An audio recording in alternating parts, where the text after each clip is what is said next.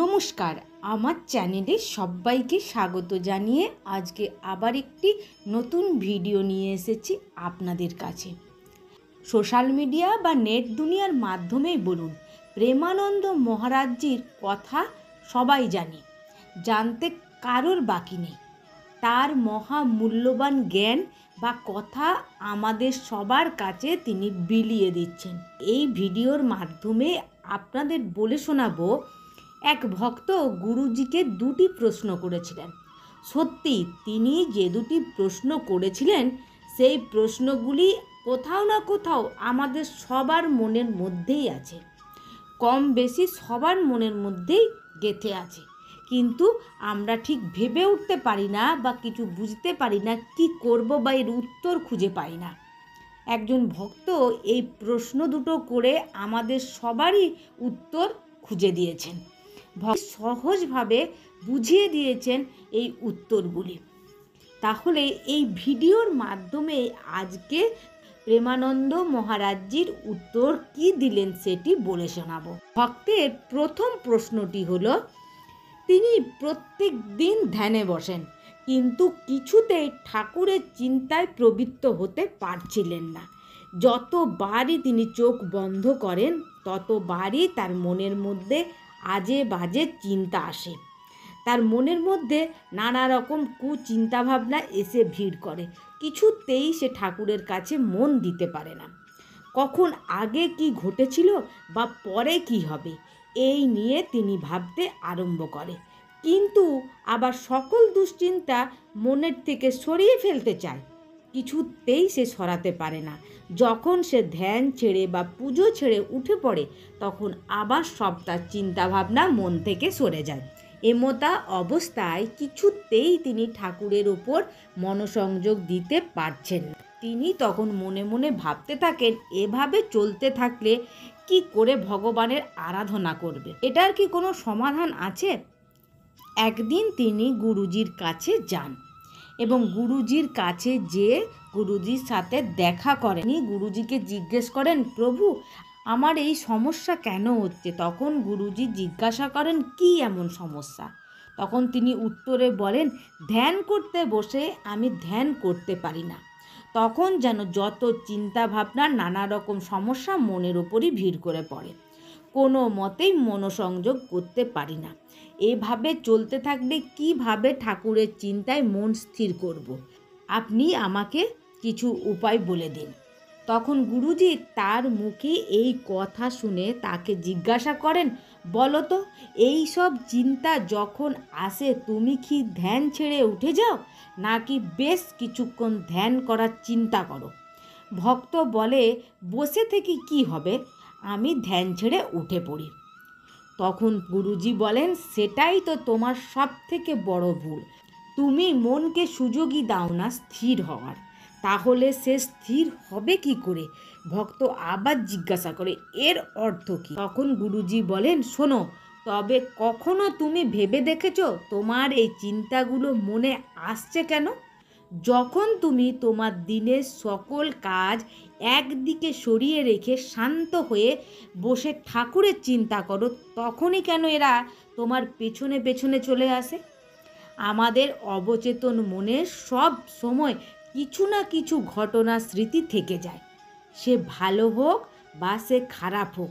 আবার এই অবচেতন মনই জীবনে নানা রকম পরিকল্পনা নিয়ে ব্যতিব্যস্ত হয়ে পড়ে। আমরা যেহেতু সারাদিন কোনো না কোনো কাজে ব্যস্ত থাকি, আমাদের মনও সেই কাজেই মনোনিবেশ করে, তাই সেই সময়গুলো আমরা সেসব ভাবি না, বা বলা চলে কাজে ব্যস্ত থাকার সময় চিন্তাগুলো আমাদের মনে ধরা দেয় না। কিছুক্ষণের ফাঁকা সময়ে ধ্যানে বসো এবং নিজের মনকে স্থির করতে চাও, তখনই সেই সব চিন্তাগুলো আমাদের ফাঁকা মাঠের মতো মনকে পেয়ে দৌড়াদৌড়ি করতে ছুটে আসে, আর আমরা সেটার আঁচ পেলেই নিজেকে ধ্যানের থেকে বিবৃত করি। ভক্ত এরকম কথা শুনে তাকে জিজ্ঞাসা করে, তাহলে এর উপায় কি? গুরুজি মৃদু হেসে বললেন, বড়ই সহজ উপায়। কিছু সময় চুপ করে বসতে হবে, তাহলেই দেখবে চিন্তারা তোমার কাছে কিভাবে ধরা দিচ্ছে। আসলে তোমাকে তারা বলছে এই বিষয়গুলি নিয়ে পুনর্বার বিবেচনা করতে। কিছু সমস্যা আগে যেগুলির সমাধান তুমি বের করনি, যেগুলো ভেবে দেখোনি, একটু ভেবে দেখলে ক্ষতি কী? এই চিন্তাগুলোকে আসতে দাও তোমার মনের মধ্যে। এক এক করে তাদেরকে আত্মসমর্পণ করতে দাও। দেখবে প্রথম দেখে কিছুটা সময় লাগলেও যখন সকল চিন্তা সম্পূর্ণরূপে তোমার কাছে ধরা দিয়ে দেবে, তখন আর বাকি কিছু থাকবে না তোমাকে বিবৃত করার জন্য। তখন তুমি কোনো সমস্যা ছাড়াই ধ্যানে নিমজ্জিত করতে পারবে তোমার মনকে। দেখবে এক এক করে দিন কাটতে থাকবে আর চিন্তাগুলোও তোমাকে বিবৃত করা ছেড়ে দেবে। আর তখন তুমি খুব সহজেই ভগবানের চিন্তায় মনোসংযোগ করতে পারবে। আর তুমি যদি এই কাজ প্রতিদিন করতে পারো, তাহলে তোমার দিনগুলো কত সহজ হয়ে উঠবে। তোমার জীবনযাপন সহজ থেকে সহজতর হয়ে উঠবে। তাহলে প্রত্যেক দিন তুমি 10 মিনিট এই সব চিন্তা ছেড়ে শুধু ধ্যানে বসো। তাহলেই সমস্ত প্রশ্নের উত্তর তুমি ঠিকঠাক পেয়ে যাবে এবং ভগবানের নামও তুমি জপ করতে পারবে। কেবলমাত্র সারা দিনে 10 মিনিট এই সহজ কাজটা করো।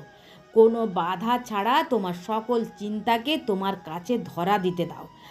আর যখন জিজ্ঞাসা বন্ধ হয়ে যাবে, তখন ধ্যানে নিজেকে মগ্ন রাখো। দেখবে শুধু এই জিনিসটুকু করলেই সব ভালো হতে থাকবে। তোমার সারাটা দিন খুব ভালো কাটবে এবং জীবনযাপন সহজ থেকে সহজতর হয়ে উঠবে। গুরুজিকে এবার তার দ্বিতীয় প্রশ্ন হলো, গুরুজি, সব সময় মনের মধ্যে খারাপ চিন্তা আসে, কিন্তু সেটা হয়তো একবার আমি ভাবি যে হবে না কিছু, কিন্তু তাও আমার মনের থেকে দূর হয় না। মনে হয় এটা খারাপই হবে, এটা খারাপই হবে, ভালো কিছুতেই হতে পারে না। আর গুরুজি, রাস্তায় যখন বের হই তখন সব সময় মনের মধ্যে হয় এই কিছু ঘটে যাবে, এই খারাপ কিছু ঘটে যাবে, হয়তো কিছুই হবে না, তাও কেন এত ভয় হয় গুরুজি? তখন গুরুজি সহজভাবে বুঝিয়ে দিলেন যে এটা তোমার মনের ভেতরের ভয়।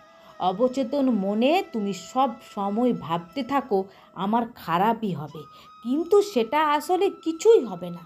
সব সময় মনকে আমাদের এটা বোঝাতে হবে, চন্দ্র সূর্য যেমন সত্য, তেমনি মৃত্যু একটি অটল সত্য। সেটা যখন হবার হবে তখন নিজের থেকেই হবে, কাউকে কিছু ভাবার দরকার নেই। আগের থেকে ভয় পেয়ে কেন নিজের ক্ষতি করা? নিজের জীবনকে নিজের মতো করে বাঁচো। সব সময় মনে ভালো চিন্তা করো, ভগবানের নাম জপ করো, আর প্রত্যেক দিন একাগ্র চিত্তে অন্তত 5 মিনিট রাধা নাম জপ করো। আর কোথাও যাবার সময় বা ঘর থেকে বেরোবার আগে এই মন্ত্রটি 11 বার বলবে। ওম কৃষ্ণায় বাসুদেবায় হরয়ে পরম আত্মানে প্রণত ক্লেশ নাশায় গোবিন্দায় নমো নমঃ। এই মন্ত্রটি 11 বার বলে ঘর থেকে বেরোবে। সমস্ত বাধা বিপত্তি দুর্ঘটনা সব কেটে যাবে এবং জীবন সহজ হয়ে যাবে। মনের সমস্ত খারাপ দুশ্চিন্তা সব দূর হয়ে যাবে এবং মনে খারাপ চিন্তা আসবে না। মনের মধ্যে সাহস বাড়বে, মনের মধ্যে দুশ্চিন্তা নিজের থেকেই দূর হয়ে যাবে। কোথাও বেরোবার আগে এই মন্ত্র বললে মন সত্যিই এক আশ্চর্য চেঞ্জ হয়ে যায়। তাই এই মন্ত্রটি প্রত্যেক দিন বাড়ি থেকে বেরোবার সময় বলবেন এবং রাধা নাম জপ 5 মিনিট হলেও সকালে কি সন্ধ্যায় ঘরের মধ্যে করবে। আমাদের এই কঠিন প্রশ্নগুলো গুরুজি খুব সহজভাবেই বুঝিয়ে দিলেন। আজকের ভিডিওটি এখানেই শেষ করছি। যদি ভালো লাগে তাহলে অবশ্যই লাইক, কমেন্ট এবং শেয়ার করবেন এবং আপনারা ভালো থাকবেন, সুস্থ থাকবেন, সাবধানে থাকবেন। রাধে রাধে।